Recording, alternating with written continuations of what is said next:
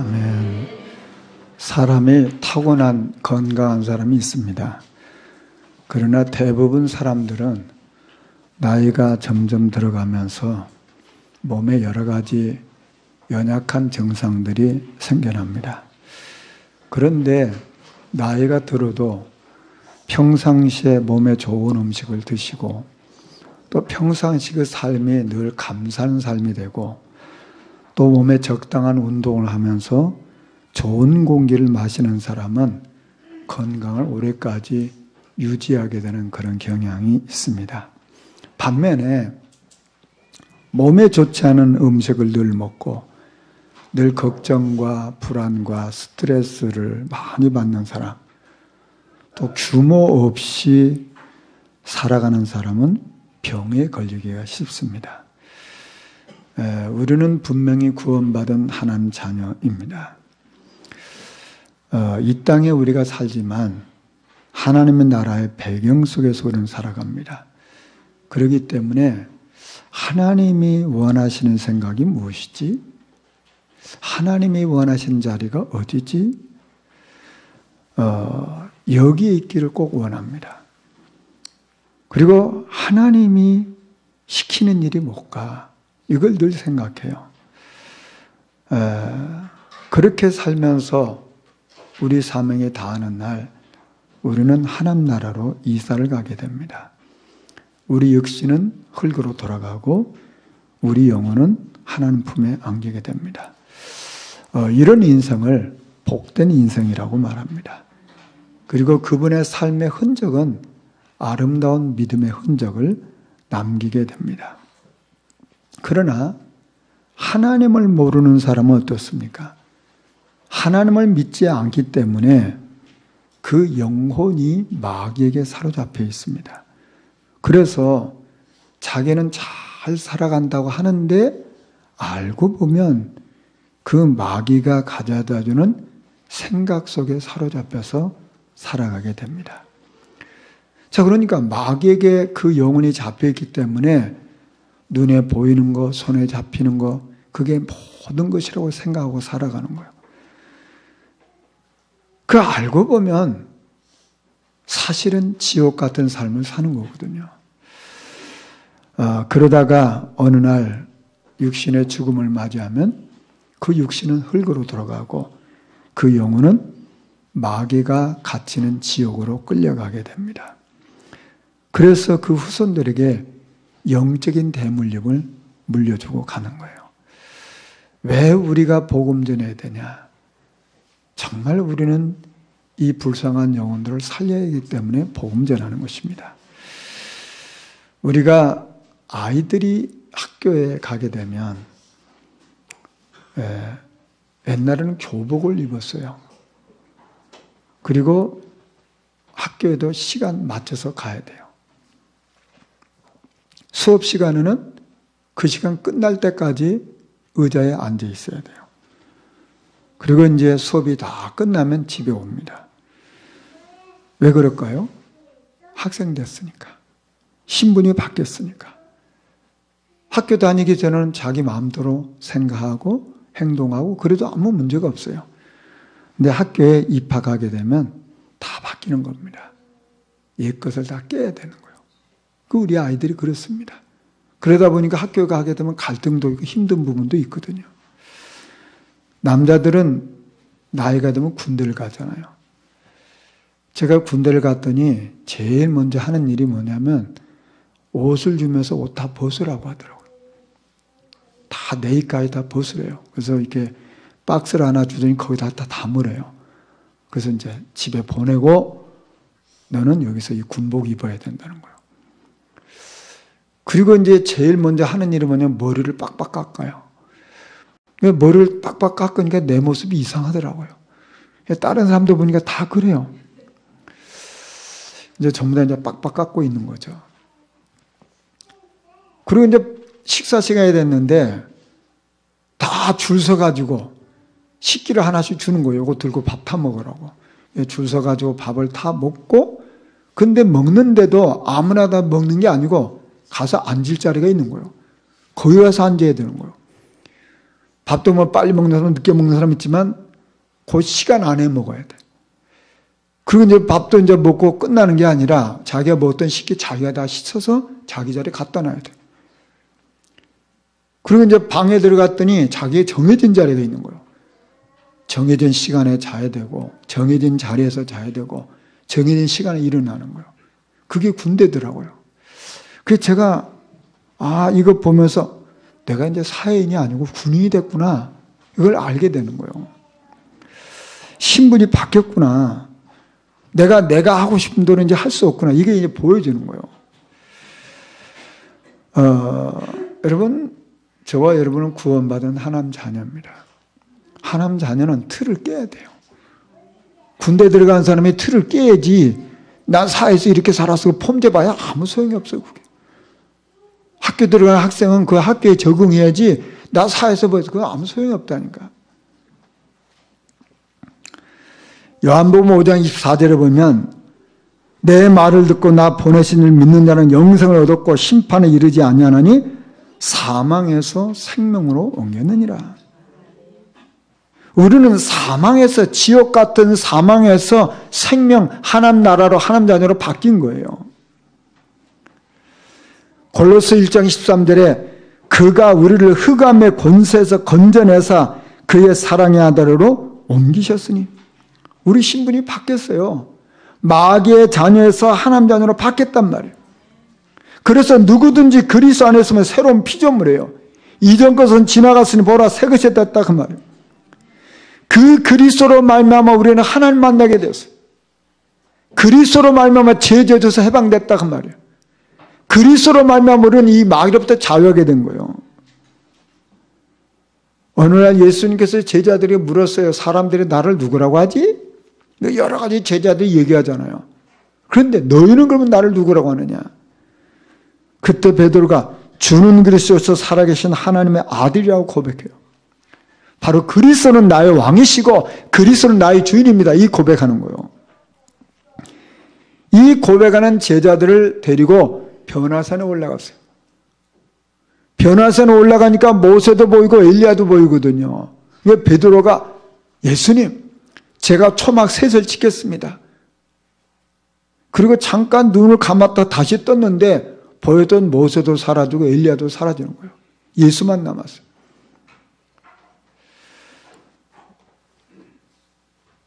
우리는 이 땅에 구원받은 하나님 자녀는 어떻게 사는 겁니까? 오직 예수. 그게 예틀을 버리는 거예요. 골로새 3장 1절에 너희가 그리스도와 함께 다시 살려심을 받았으면 위의 것을 찾으라. 우리는 예수 그리스도를 바라보고 사는 사람들이에요. 운동 선수들은요, 시합에만 집중을 한답니다. 시합 전에는 운동을 가장 시합에 적당하도록 몸을 만든대요. 마음도 시합에 집중합니다. 다른 사람의 욕을 하든지 칭찬하는데 거기에 마음이 두지 않고 시합에 집중하는 거예요. 이런 사람은 인도를 잘 받는 선수예요. 여러분 보시죠. 우리가 이 땅에 살아가면서 중요한 일과 중요하지 않는 일을 잘 구분하는 사람이 인도를 잘 받는 거예요. 그렇죠?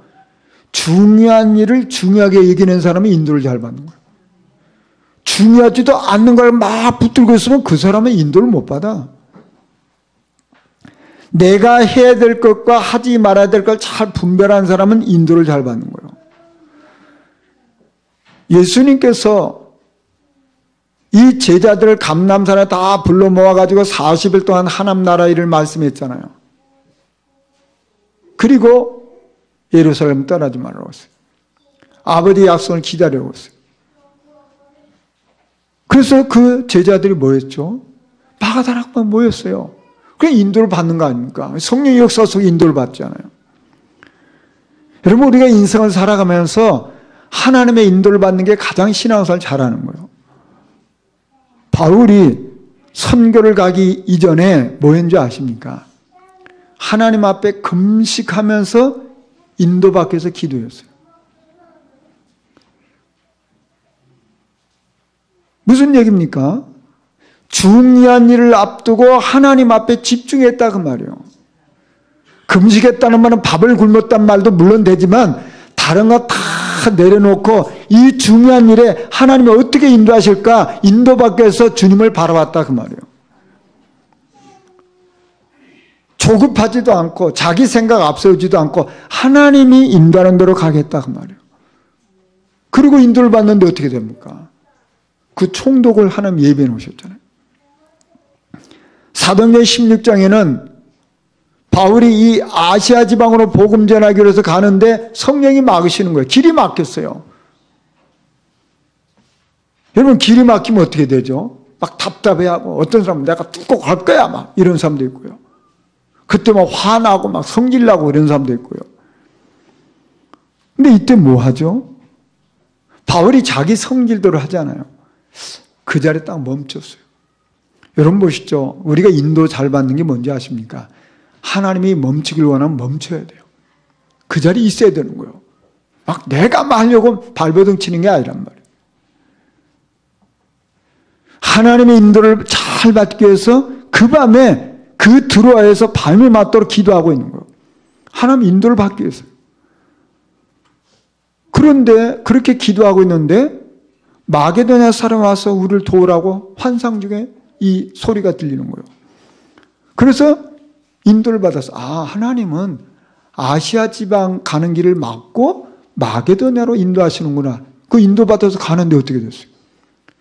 바울 일생에 평생에 잊을 수 없는 사람 루디아를 하나님이 예비해 놓으셨어요. 여러분 보시죠. 우리가 신앙생활 잘하는 건요 열심히 하는 게 아닙니다.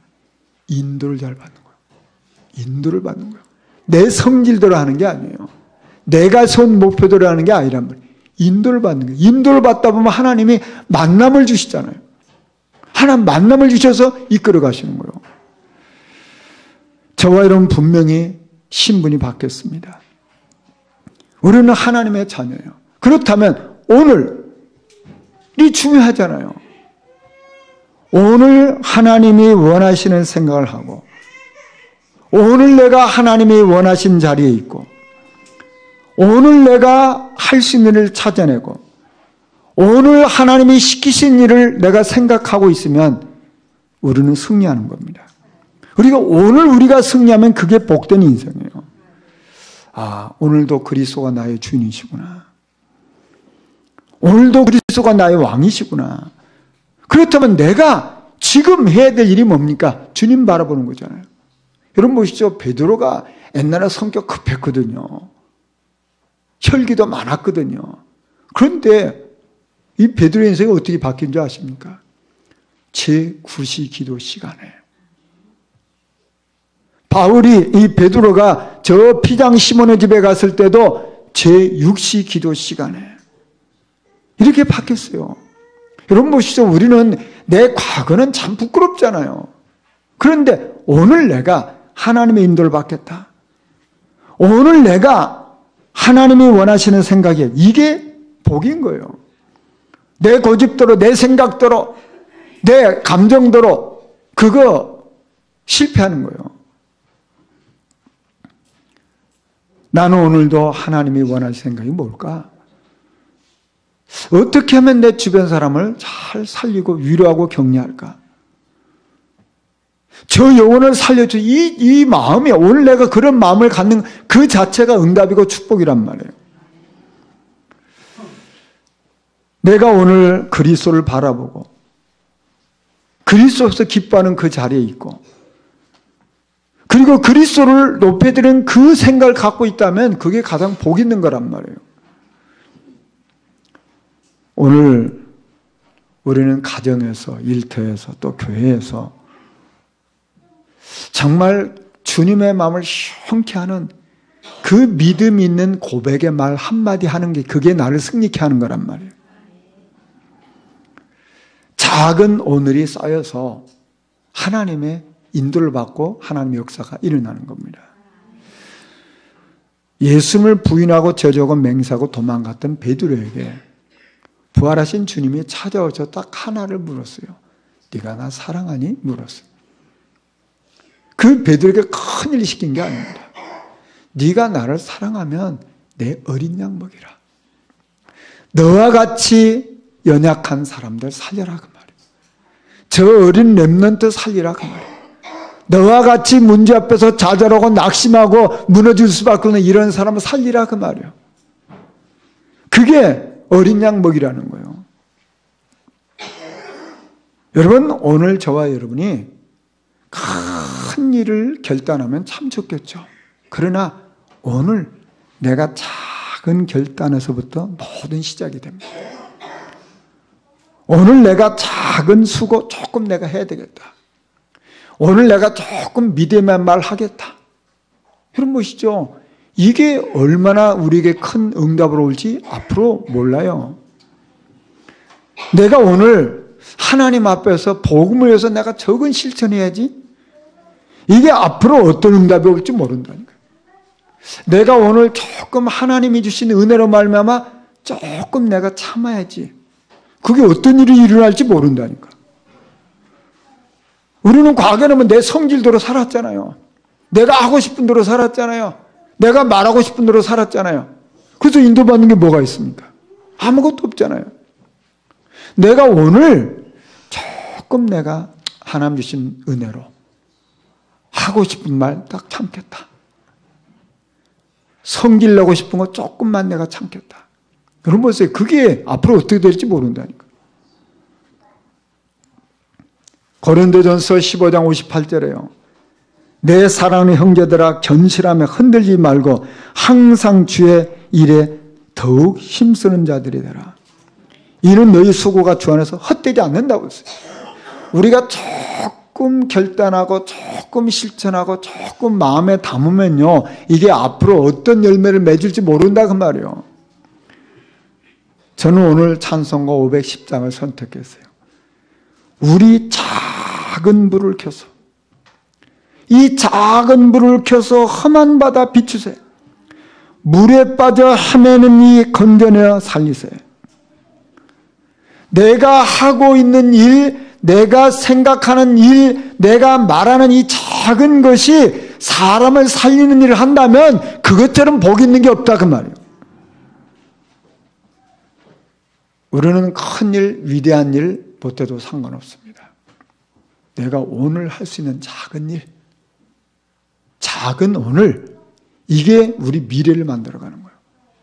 이 축복 꼭 누리시길 주의 이름으로 축원합니다.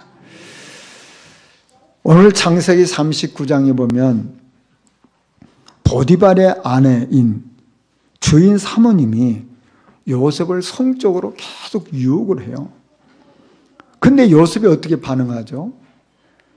내가 어찌 이 큰 악을 행하여 여호와께 죄를 지으리까? 그래서 그 사모님의 유혹을 다 정하게 겸손하게 뿌리쳐요.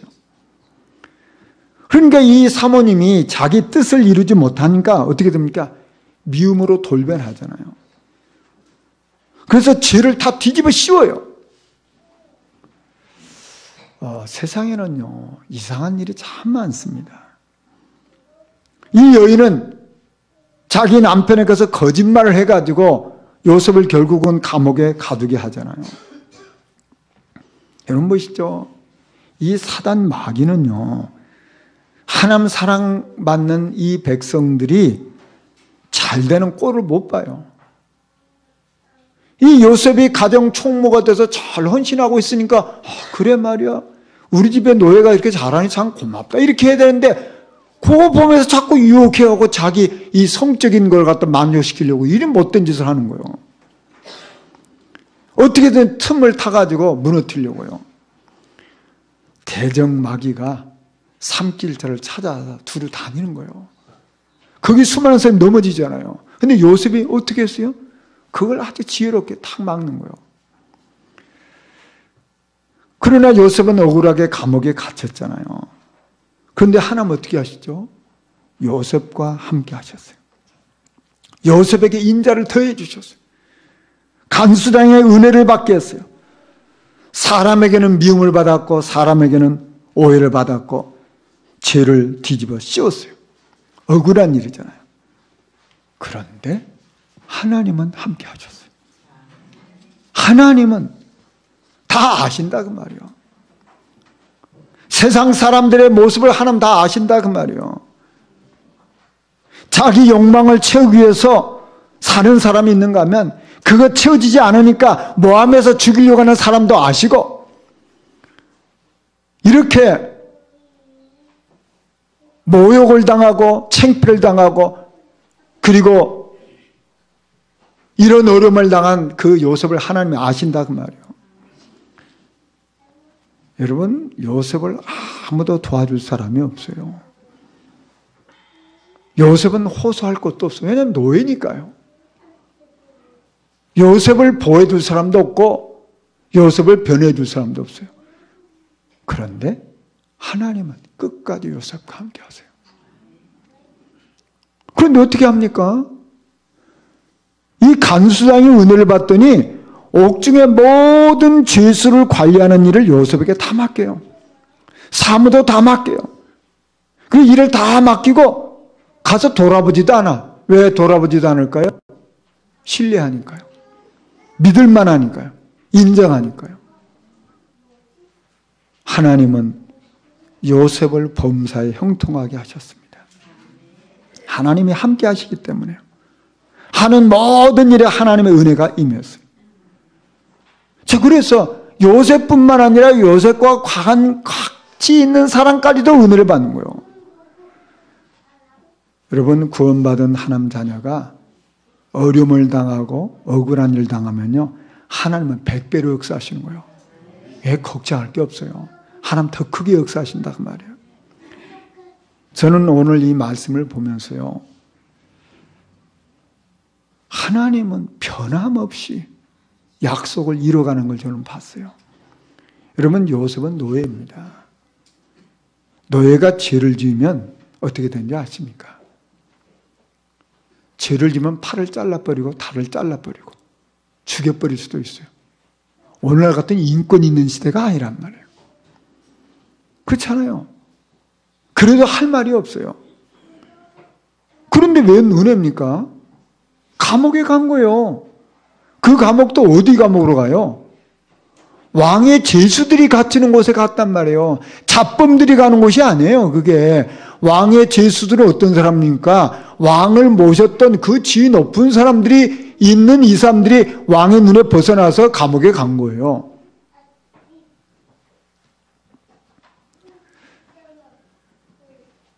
구원받은 하나님 자녀에게 주신 약속은 변함이 없어요.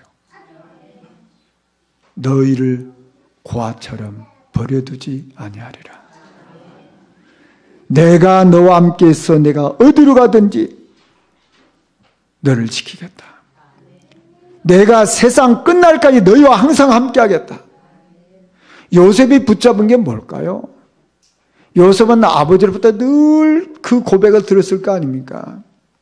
요셉아, 내가 형 예수를 피해서 도망갈 때 저 베델에서 하나님 나에게 말씀 줬다. 내가 너와 함께해서 내가 어디로 가더니 너를 지키겠다. 내가 내게 허락한 걸 다 이루기까지 나를 떠나지 않겠다고 했다. 근데 그 약속대로 하나님 나에게 이런 복을 주셨지 않으니? 요셉이 이런 억울한 일을 당할 때 뭘 했겠어요? 그래, 하나님 나에게 약속을 주셨지. 그 붙잡은 거 아닙니까? 그 약속을 붙잡으니까 그 어려움과 그 오해받고 그 창피함을 이길 수 있는 거예요. 하나님이 모세를 불렀어요. 너는 이제 애굽 땅에 가라. 그때 이 모세가 어떻게 합니까? 하나님, 제 나이가 얼마인데 제가 무슨 힘이 있다고 갑니까? 그때 출애굽기 3장 12절에 뭐라고 하니까 내가 반드시 너와 함께 하겠다. 반드시 너와 함께 하겠다. 모세가 이 말씀을 딱 붙잡은 거예요. 그래, 나는 연약하고 나는 나이가 많고 나는 능력이 없지만 하나님 함께 하시면 되는 거잖아요. 그래서 간 거예요. 여러분 보시죠. 이 땅에 우리 부모님이 얼마나 자식을 사랑합니까? 우리 형제가 얼마나 소중합니까? 우리 친구들도 귀하지 않습니까? 그러나 어떤 분도 우리가 영원히 함께 할 수 있는 분은 없어요. 더 정확하게 말하면 어떤 분도 나를 도와줄 사람 없다 그 말이에요. 다윗이 고백하잖아요. 시편 139편 8절에 내가 하늘에 올라갈지라도 거기 계시며 수월에 내가 자리를 펼지라도 거기 계시나이다. 우리 주님이 내가 어디에 가든지 거기 계신다 그 말이요. 왜요? 나와 함께하기 위해서. 제가 어느 날 급히 가야 될 일이 급히 나갔는데 급히 나가서 운전을 하다 보니까 지갑이 없는 거예요. 지갑이. 지갑이 없네. 지갑이 없단 말은 무슨 말이에요? 돈이 없단 말이에요. 그러니까 은근히 이렇게 불안한 마음이 들어오는 거예요. 지갑 없으니까. 또 가다가 보니까 휴대폰도 없네. 또 휴대폰도 없는 거라. 그런데 이게 마음이 이상한 거예요. 지갑 없지, 휴대폰 없지. 그럼 만약에 무슨 일이 생기면 나는 아무것도 도움받을 뭐가 없잖아요. 나에게 뭐가 없잖아요. 그렇다고 내가 뭐 전화번호를 외우는 것도 아니고. 돈은 없지. 이게 살살 불안이 들어오는 거예요. 살살 염려가 생겨요. 이러다 무슨 일이 생기면 내가 어떻게 하지? 돈도 없지, 휴대폰도 없지. 제가 그때 깨달았어요. 그래 말이야. 내가 돈이 없으니까 이렇게 힘이 없어지는구나. 내가 휴대폰이 없으니까 이렇게 불안해지는구나. 여러분 보시죠. 사람이 없다는 것처럼 비참한 게 없잖아요. 그런데 그리스도가 저와 여러분과 함께 하시는 거예요. 그리스도가 저와 여러분을 인도하시는 거예요. 저는 하나님이 그 깨달음을 주셨어요. 하나님께서 요셉에게 뭘 주셨습니까? 신붕옷을 주셨고 해와 달과 11별이 내게 절여이다 세계복음화 꿈을 주셨잖아요. 이거 하나님 주신 거잖아요.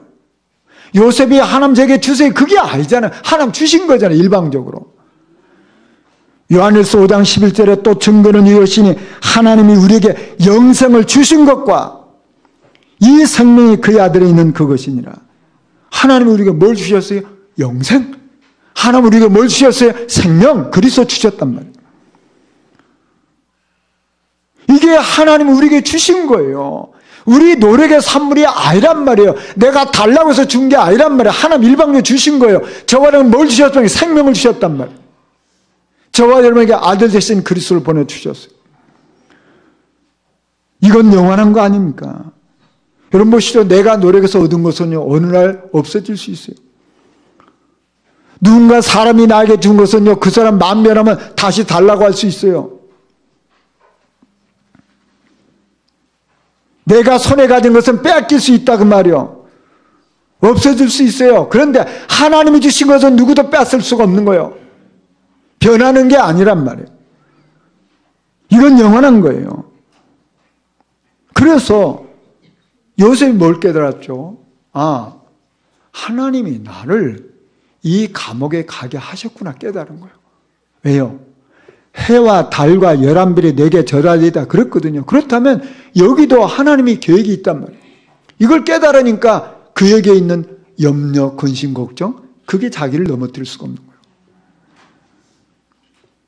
저는 또 이 말씀 통해서 뭘 깨달았냐면 이 요셉은 중요한 사람이구나. 누가 이렇게 했죠? 하나님이. 하나님이 그렇게 하신 거 아닙니까?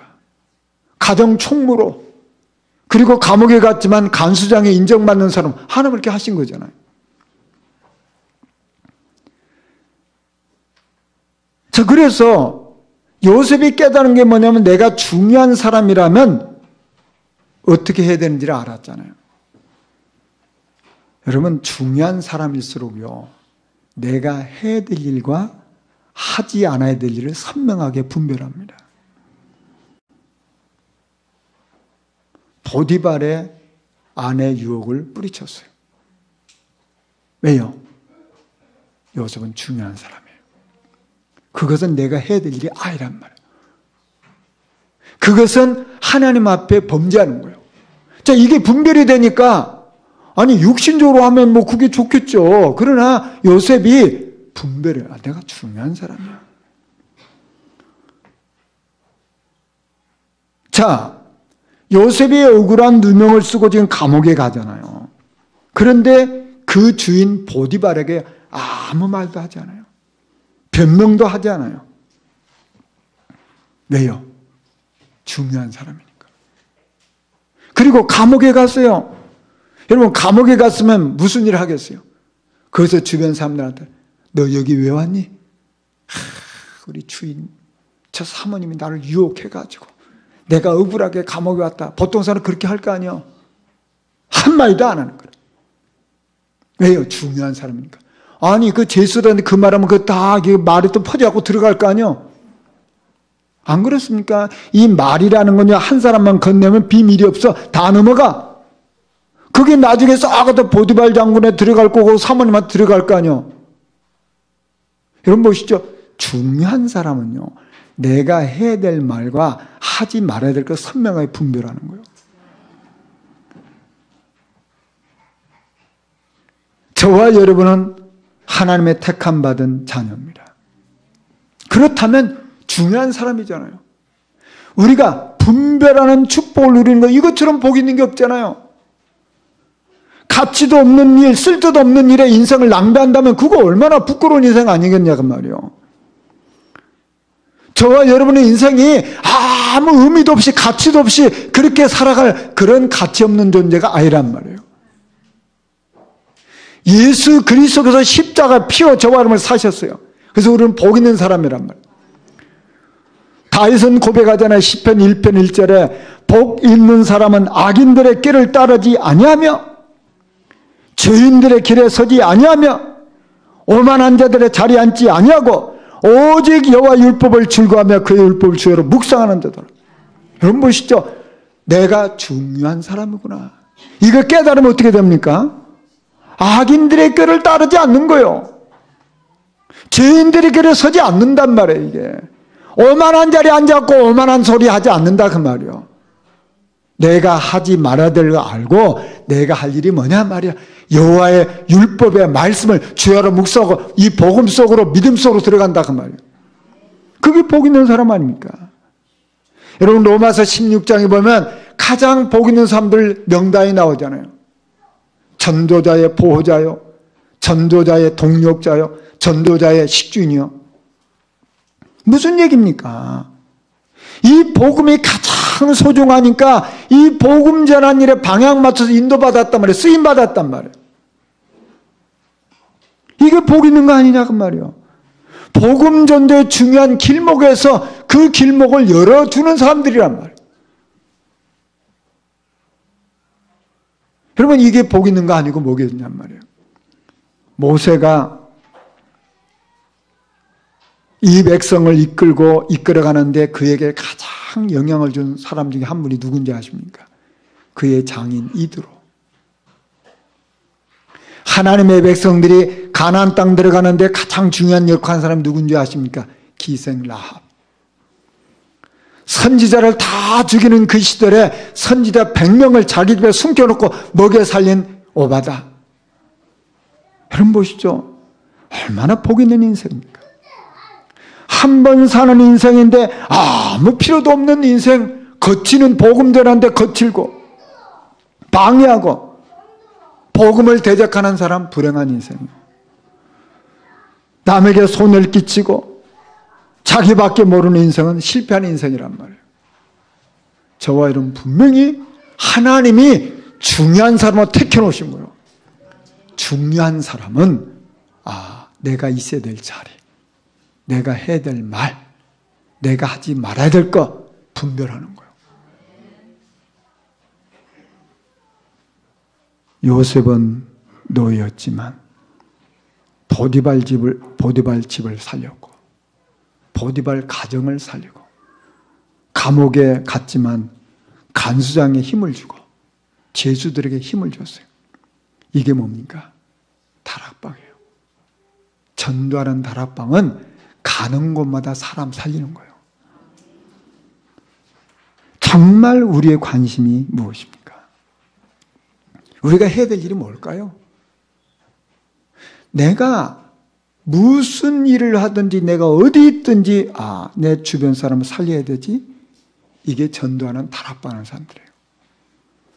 무엇으로 살릴 수 있습니까? 내 힘으로요? 그리스도 이름으로. 그리스도 이름으로만 살린단 말이에요. 하나님을 만나게 하시는 그 그리스도, 죄의 저주를 해결하신 그 그리스도, 이 마귀의 권세를 꺾어버린 그리스도, 그 이름으로 우리는 사람을 살리는 거예요. 그래서 우리 인생에 내가 영혼 살려야지. 저 사람 만나서 이 사람 복음 받았으면 그리스도 제자로 세워야지. 이것을 개인화시키고 이 사람을 그리스도의 제자로 세우고 이 사람과 함께 세계복음하고 이게 전도하는 다락방이란 말이에요. 그래서 한 영혼이 살아나면 그 영혼 주변에 또 하나님이 구원하시기로 작정된 사람을 찾아가는 거예요. 그게 전도하는 다락방이란 말이에요. 여러분 보시죠. 이 그리스도의 복음은 세상에 누구도 막을 수가 없어요. 마가다락방 성도들이 가는 곳마다 주변 사람을 살렸잖아요. 가는 곳마다 전도하는 다락방을 한 거예요. 그걸 로마 정권이 막을 수 있습니까? 못 막아요. 유대인들이 이단 누명 쓰었다고 그걸 막을 수 있냔 말이에요. 못 막아요. 저와 여러분의 인생이 이 땅에 살아가면서 나는 전도하는 다락방을 해야 되겠다. 내 주변 사람을 살려야 되겠다. 이렇게 마음만 먹어도 생각만 해도 하나님 기뻐하시는 거예요. 여기 우리 인생이 마음과 중심이 들여야 될 줄 믿습니다. 그래서 나 때문에 내 주변 사람이 살아나고 또 그 살아난 그 사람 때문에 또 살아나고 이게 얼마나 복된 인생이란 말이에요. 이게 전도하는 다락방이에요. 저와 여러분 인생을 통해서 분명히 이 축복을 응답으로 받을 겁니다. 꼭 누리시길 주의 이름으로 축원합니다. 이게 꼭 기도점으로 잡으세요. 이걸 내가 기도점으로 잡으면 하나님 역사하시는 거예요. 근데 여기에 마음이 없고 생각이 없고 중심이 없으면 하나님 어떻게 역사합니까? 우리 힘으로 사는 게 아니잖아요. 말씀 정리하겠습니다. 우리는 오늘, 작은 오늘부터 시작하면 됩니다. 오늘부터. 우리는 내 과거 생각할 거 없어요. 오늘부터 작은 오늘 시작하시면 돼요. 하나님은 우리와 영원토록 함께 하십니다. 이 땅에 사는 이유, 가는 곳마다 그리스도 이름으로 사람을 살리는 거예요. 전도하는 답방. 이 일에 주역이 될 줄 믿습니다. 우리 말씀 생각하시면서 기도하시겠습니다.